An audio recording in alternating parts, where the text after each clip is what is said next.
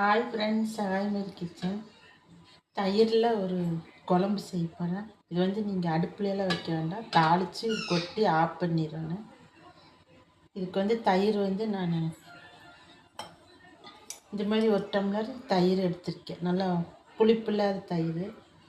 இது கொஞ்சம் சின்ன வெங்காயம், கருவேப்பிலை, 3 பச்சை மிளகு இந்த மாதிரி கட் பண்ணி வச்சுக்கோங்க. இது பெருங்காயத்தூள். இந்த மாதிரி ஒரு பேன் வச்சுட்டு நீங்கள் ஒரு 2-3 ஸ்பூன் தேங்காய் ஊற்றிக்கோங்க. நீங்கள் கடுகெல்லாம் போடக்கூடாது.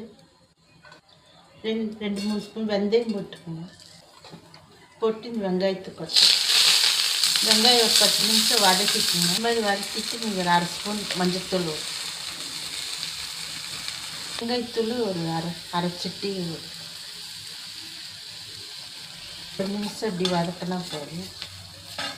வதக்கிட்டு நீங்கள் இதை ஆஃப் பண்ணிவிட்டு தயிர் இதில் ஊற்றிடுங்க.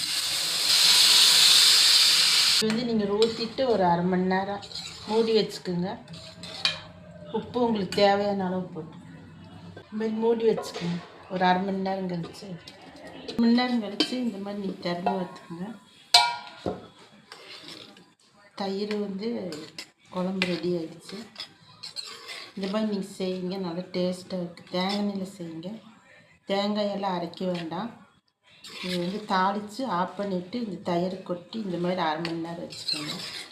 நல்லா சாதத்துக்கு ஊற்றி சூடான சாதத்துக்கு ஊற்றி சாப்பிடுங்க, நல்லா டேஸ்ட்டாக இருக்கும். நீங்கள் இது மாதிரி செஞ்சு சாப்பிட்டு எனக்கு எப்படி இருக்குன்னு கமெண்ட் பண்ணுங்கள், லைக் பண்ணுங்கள், ஷேர் பண்ணுங்கள், சப்ஸ்கிரைப் பண்ணுங்கள் ஃப்ரெண்ட்ஸ். Okay friends, thank you.